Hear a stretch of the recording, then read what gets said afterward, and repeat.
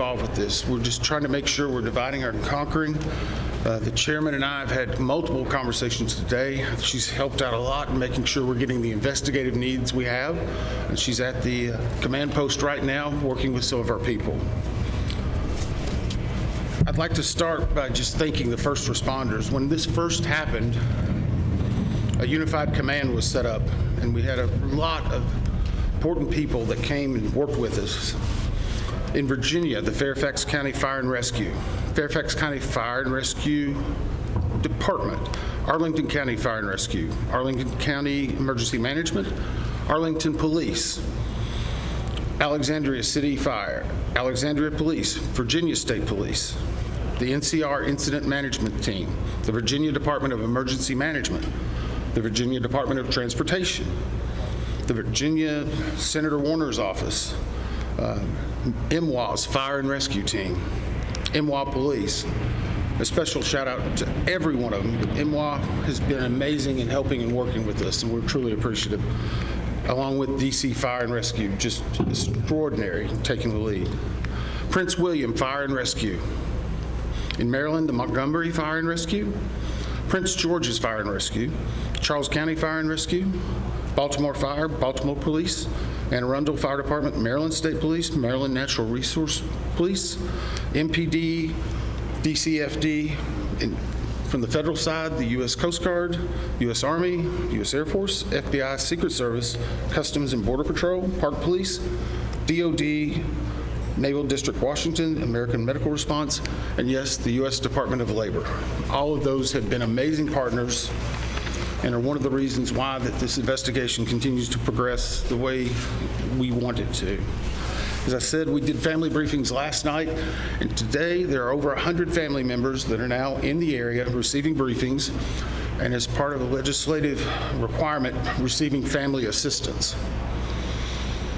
They have been briefed by the medical examiner, the fire chief, NTSB chairman, and myself, along with the family assistant unit from PSA Airlines.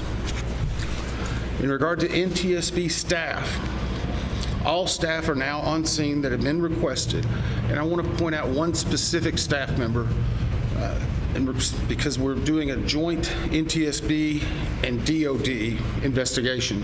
The NTSB actually has a Black Hawk certified pilot on staff, on our personal staff, based out of Alaska. Once we realized the dynamics and the intricacies of the Black Hawk, we have brought that member in, and they are on scene now, providing direct technical assistance to the NTSB.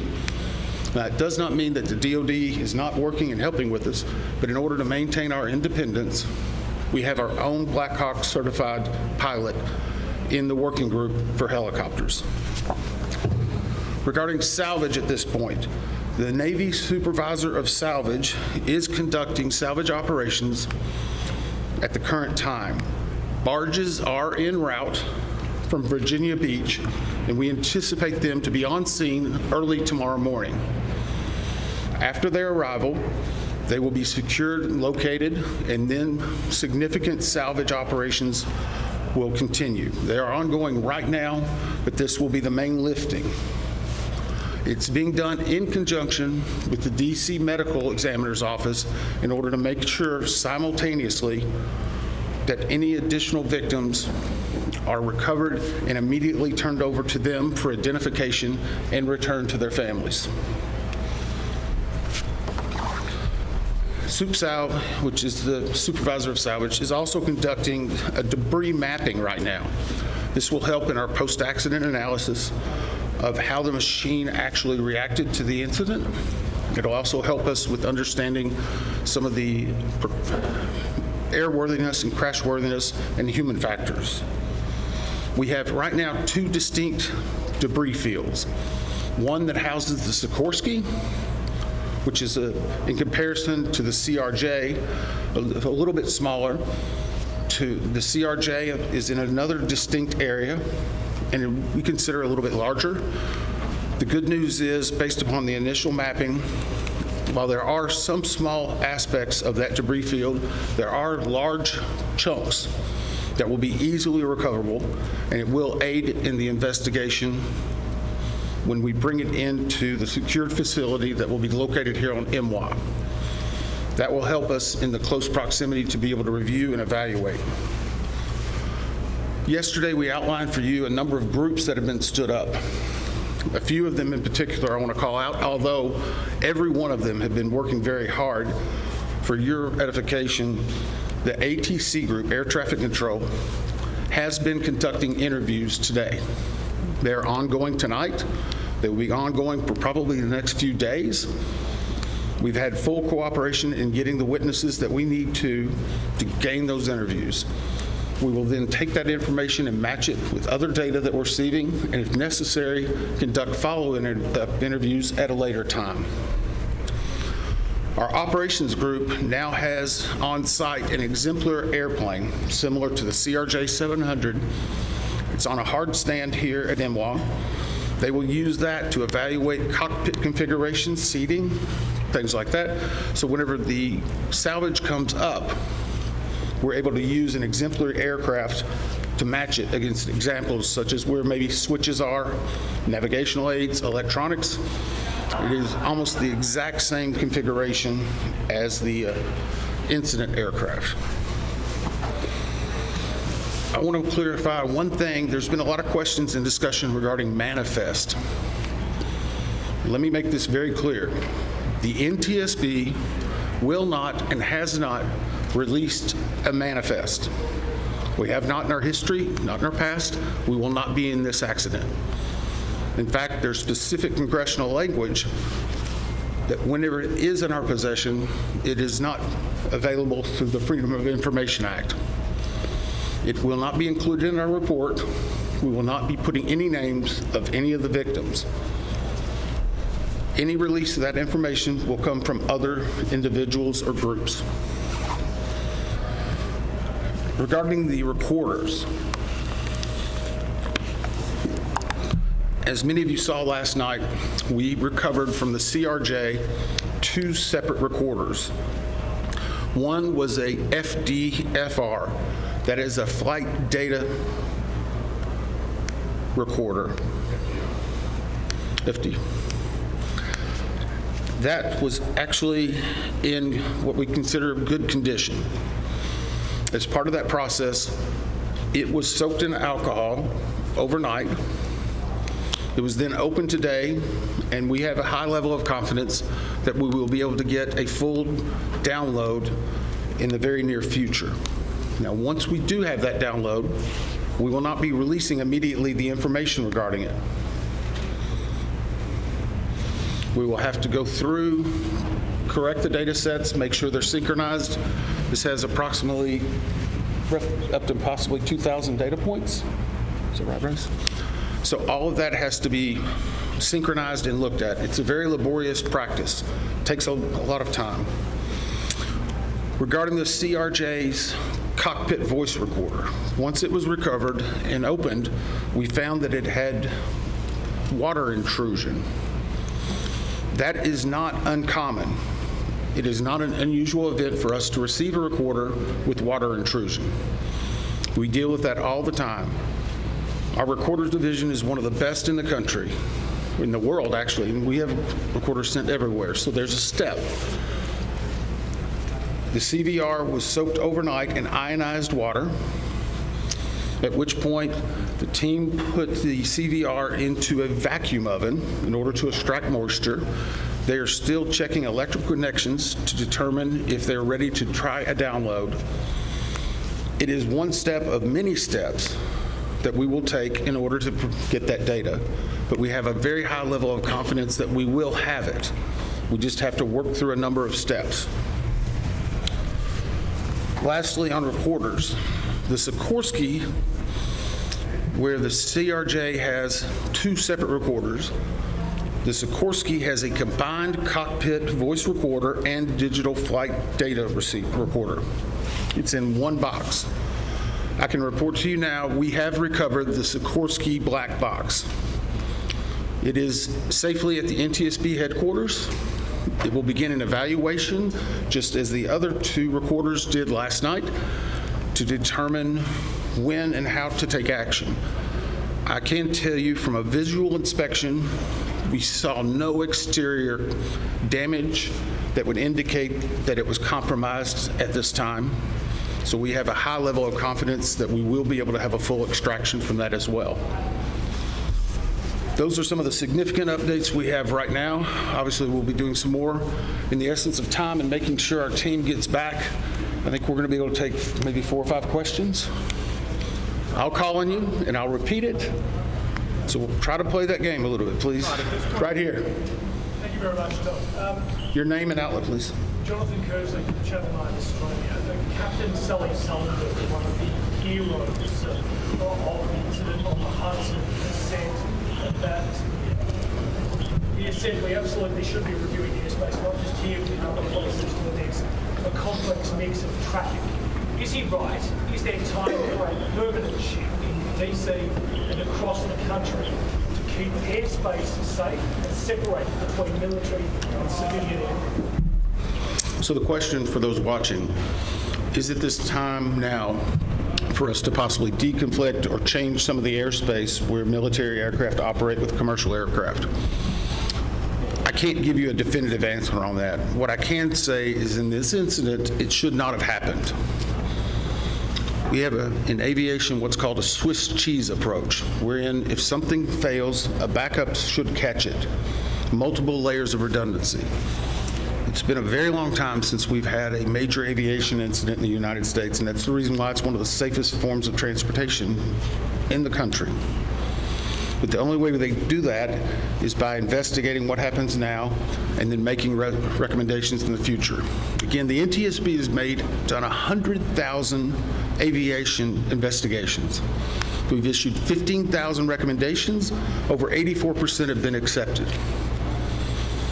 Once this investigative report comes out, we will be advocating probably for years for changes that need to be made, but we'll not speculate on what needs to be done until we have the facts. Todd, is there anything obvious? Hey, I'll call on people. Sorry. Dave Jefferson from Reuters. Can you talk about how long it will take to recover the debris, how long you plan to be on site, and have you got any early data yet off the ATC tapes? I think that was 3 or 4 together. How long the debris will take, how long we'll be on site, and have we gotten any information off of the air traffic control tapes. The debris, we are hopeful once the mapping is done that it will be done in what I will call quick order. I can make no guarantees of that because first and foremost, we need to make every effort and to make sure we're recovering every one of the people that perished in this accident. We'll have some cranes that'll be coming up, and once that happens, you'll see a lot more activity, and we'll be moving that in, but I don't want to give you a definitive time. I would say it will start in earnest probably on Sunday, and it will go through next week, and some of that's contingent upon weather and other things. Regarding the ATC tapes, we've received a lot of different information on ATC, and so I'm just going to preempt it. Off-the-shelf software programs are not always as accurate as the data we specifically get from NTSB, from the black boxes. All of that are factors that come into our investigation. So we will not speculate about ATC tapes that you may have heard and seen online or snippets. We are getting the full cooperation that we need to be able to make an accurate assessment and to make sure what we are saying is factual and that it will help and aid in the entire investigation. You? Todd, Cooper from Channel 7 in Boston. Is there anything glaring from the videos that we've all seen that would tell you that the pilot in the Black Hawk helicopter made a mistake? The question is, based on the videos, have we drawn any conclusions? We have not. We know that there was a significant incident in which the 2 aircraft collided, a pretty significant fireball. If you will recall, even after the first day, we only had maybe 1 or 2 grainy images that were coming out. We're seeing more and more at this time. So we're still collecting data, but we are not going to opine until we see a lot of other things in there. A couple more? 2 more? Yes, sir. On TV with CNN, how critical is it to interview the controller in the tower cab? How concerning is it to you, the reports that that controller is working 2 positions at the same time? So the question was, how critical are the air traffic control interviews and basically staffing? So Air traffic control interviews are critical. That's the reason why there's a process in place that began immediately after the accident. It was preservation of that evidence. It was immediately taking down notes, getting logs, all that information. We will go back and look at any air traffic controller that was involved in this. We'll go back and look at their past probably 72 hours, even 2 or 3 weeks. We'll look at their training, their hiring, everything, what they probably ate that day. But it is not one point that tells us everything. It's layered into a lot of other information that's very critical. Regarding staffing, the FAA has had a very robust plan in looking at staffing. Obviously, we'll be looking at not only staffing that day, but progressively staffing. How many people, what job functions they were doing. Were they being combined? Were they not? What was the weather outside? What was the number of landings? I recall back during COVID, one runway was being used. Runway 1, that was the only one. 33, as traffic came back, started being opened up. So we would look at changes in traffic patterns, construction at the airport, all of that. It all paints a very big picture. Can I just follow up on that? Who are you? Sorry. Oh, sorry, Leo with APD. Have investigators interviewed air traffic controllers that they went? The question is, have we interviewed air traffic controllers? Yes. I think I started with, Were they working at the time? sorry. They were working at the time? I'm sorry, the clarification, was it an air traffic controller that was working at the time of the accident? Yes. Yes. Now, I'm not going to speculate, sorry. Nope, sorry. I'm not going to speculate. The next question is, was there 1, 2, 3? I don't have the answer for that right now. I know that the controller that was working at the time has been interviewed, and his interviews are ongoing throughout the day. Yes, ma'am, last one.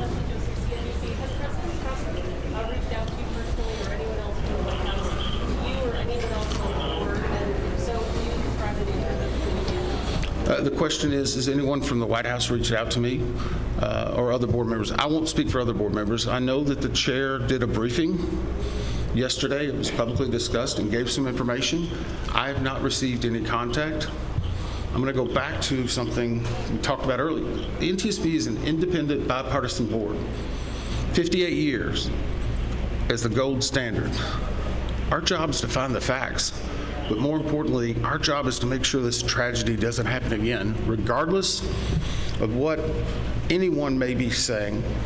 Our investigators never want to see this happen again, and I never want to have to go back and brief another set of family like that. Thank you. Okay, we've been listening as the National Transportation Safety Board member Todd Inman there, giving us an update on the investigation into Wednesday night's midair crash in the Washington area. The headline here, it's got all the black boxes, 2 from the plane, 1 from the helicopter. That is extremely good news. They've got a high level of confidence that the data on there is going to be intact. And we're also getting, they say, full cooperation from the air traffic control staff who they've been interviewing. So we'll keep an eye on that. Our senior correspondent, transportation correspondent, Chris Van Cleve, is at Reagan National Airport. Chris, what stood out to you from what you heard there? Well, Maurice, I think what is critically important is that they have found all 3 of those recorders, and at least the data recorder from the plane and the helicopter look to be in a good condition. They expect to get a good download there. They're going to have to do a little bit of work on the voice recorder. We learned there was water intrusion. That's not uncommon. They have a very skilled team at restoring that, but that will take a little bit more work before they'll be able to download that and begin to analyze it. I think the other thing we're hearing is that they expect the salvage effort to go on into next week. We learned earlier today that divers have sort of reached a point where they can't get any more progress in recovering remains, they think, until that airplane is out of the water. So the salvage effort becomes important not only for the investigation, but for the efforts to recover the lives lost. About 41 of the people that perished here of the 67 have been recovered. The rest, the unaccounted for, they think, are in a position in that airplane that they're going to need to get it out of the water in order to access it. And Chris, what about the reporting that 1 air traffic controller was doing the job of 2? That stood out to a lot of us, and he said he's getting full cooperation from air traffic control staff. That should be big going forward. Yeah, they're going to want to understand what that controller's workflow was like leading up to that accident. But in a bigger picture, they're going to seek to understand the workflow at the Reagan National Airport control tower. In fact, we have learned it wasn't just one controller that was doing two jobs that night. It was two controllers doing the jobs essentially of four people. That may or may not result in a degradation of safety, but that is certainly something the NTSB is now going to look at, the human factors, if you will, and how that may have factored in, been one of the links in the chain that led us down the road to disaster. Okay, Chris Van Cleve at Reagan National, thank you so much. Former NTSB Chair Robert Sumwalt joins me now. So, Robert, we were talking about the two black boxes being found, the three of them. That's very big. What do you make of that? And that they feel like there's a high level of confidence that the data on there is still good. Absolutely, and that's certainly good news. As somebody who was at the NTSB for 15 years, we always want to make sure we can get good data off of those recorders. How many investigations were you a part of in your career? Well, altogether over 100. I was on scene doing the job that Todd Inman was doing for 35 accidents. Yeah, when you hear him speak like that, talking about a high level of confidence in the data, what does that tell you? Well, I think that's good news. The NTSB doesn't want to get ahead of itself. The fact that Member Inman is saying that he has that confidence, that I think that gives us optimism that they'll be able to get the voice data and they'll be able to get thousands of parameters off of each of those flight recorders. And we've been talking so much this past week about the air traffic controllers. Why was the chopper in the same airspace at the same altitude as the plane? And what about the air traffic controller's role in that scenario as you could see it unfolding? Well, Member Inman did say that, as you pointed out, they're getting full cooperation from the Air Traffic Control Organization. They've already interviewed the controller who is actively working each of those aircraft. And again, I think it's good that everybody is working well together. The public demands answers. Everyone wants to know right away exactly what happened, right? That's how people are. What do you say to that? Well, the NTSB is an excellent organization, and as Member Inman pointed out, they're the gold standard for accident investigation across the world. I think it's very important that they have their independence, that they exercise their independence, that they're allowed to do the job that Congress has enabled them to do. They've got the funding they need. We want to make sure they've got the funding and the resources and the time to carry out a proper investigation. Yeah, we have to be patient as best we can. But as you said, they stick to the facts. That's what this is all about. Robert Sumwalt, thank you so much for your insight. And our coverage will continue on CBS News 24/7, your local news. And tonight on the CBS Evening News, this has been a CBS News Special Report. I'm Maurice Dubois in New York.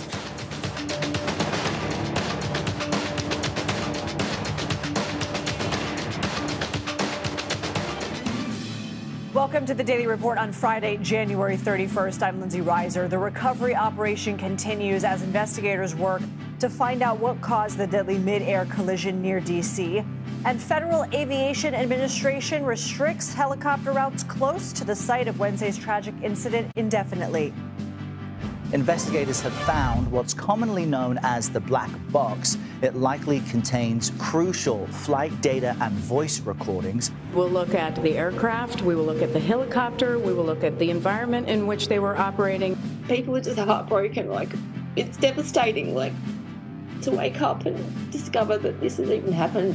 President Trump promised new 25% tariffs on goods from Canada and Mexico. The reason for that is because both Canada and Mexico have allowed an unprecedented invasion of illegal fentanyl that is killing American citizens. I won't sugarcoat it.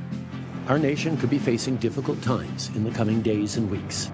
Three of the president's most controversial nominees faced a barrage of tough questions on Capitol Hill. Republicans do seem united around Kash Patel for FBI, but Tulsi Gabbard faces a steeper climb. It's set to be a showdown at music's biggest night. We've got a few big surprises of some megastars that are going to be performing.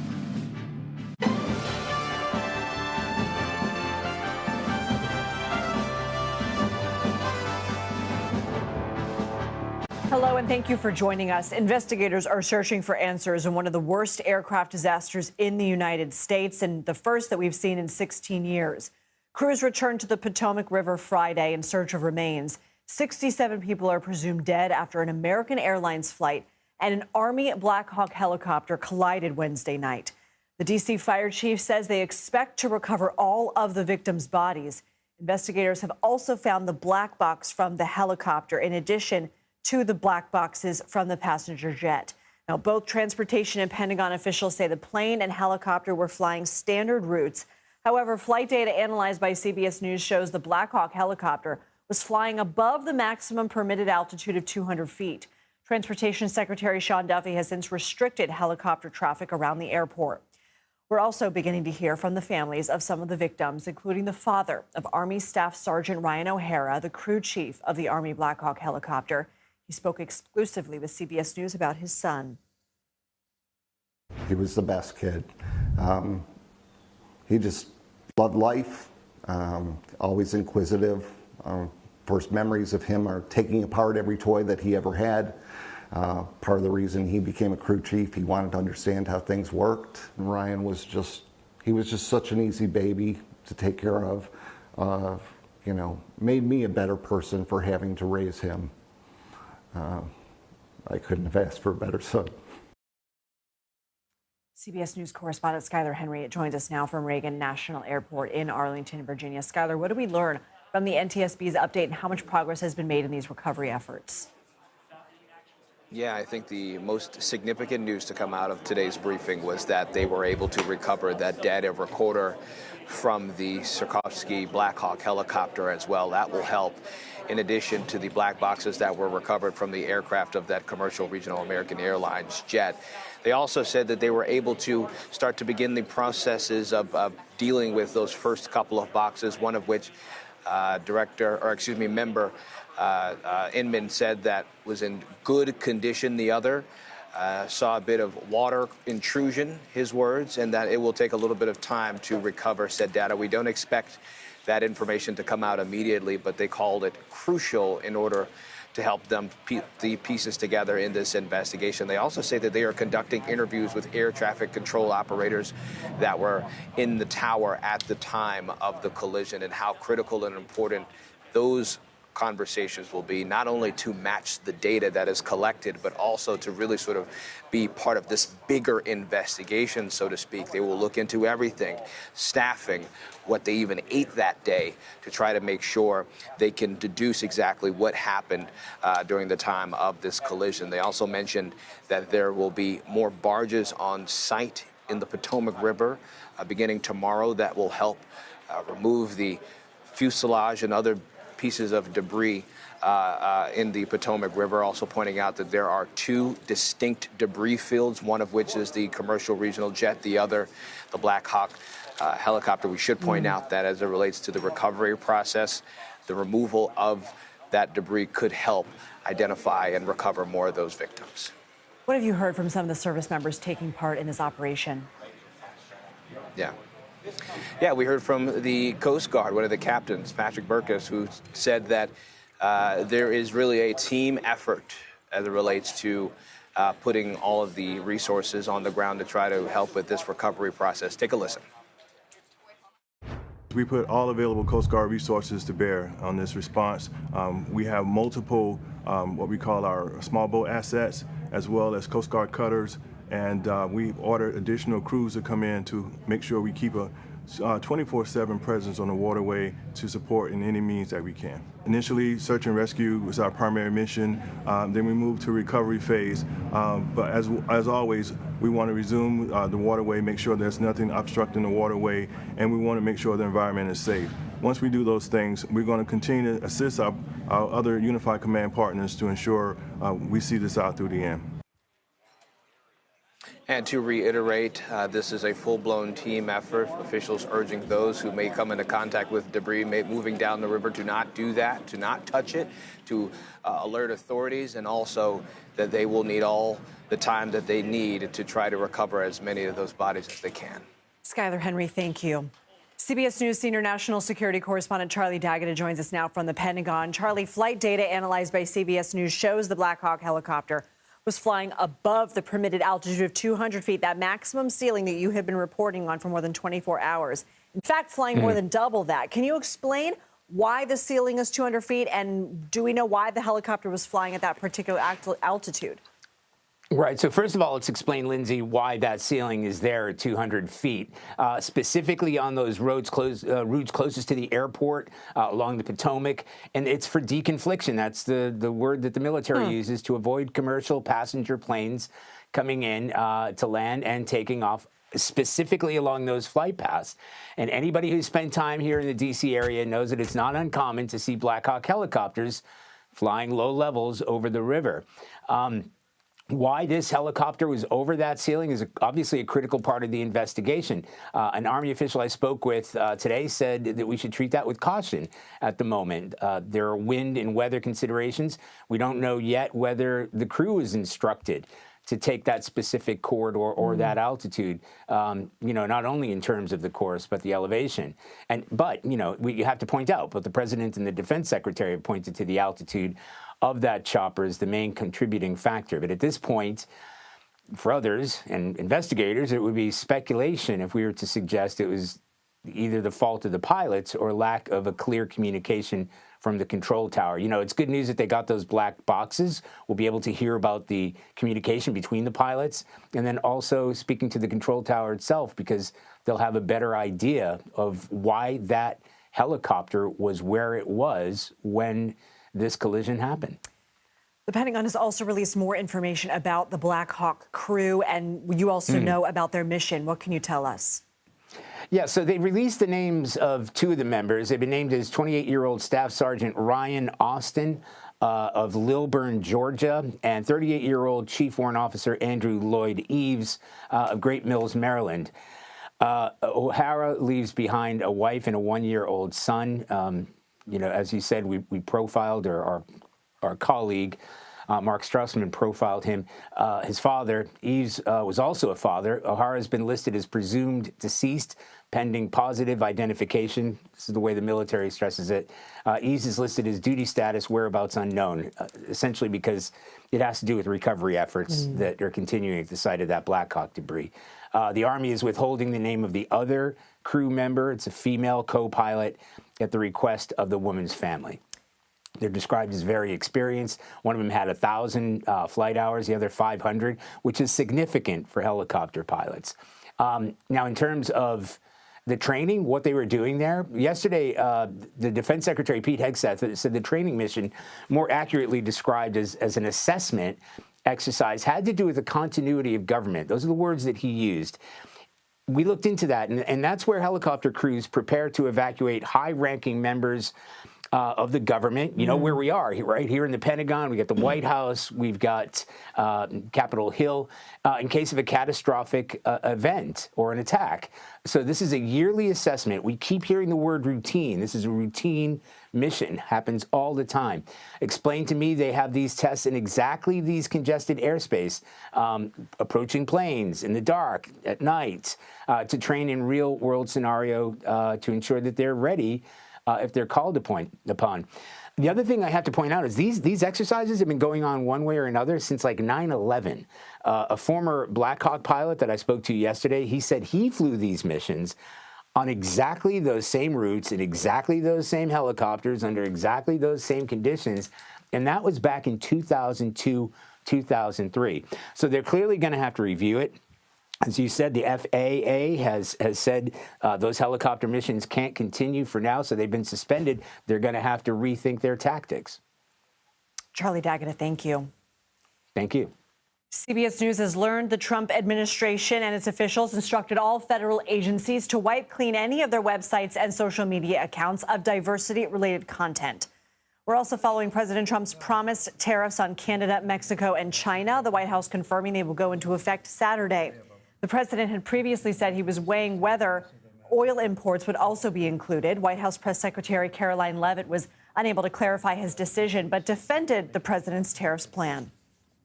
I think Americans who are concerned about increased prices should look at what President Trump did in his first term. He effectively implemented tariffs, and the average inflation rate during the first Trump administration was 1.9%. In fact, when President Trump left office, it was 1.4%. So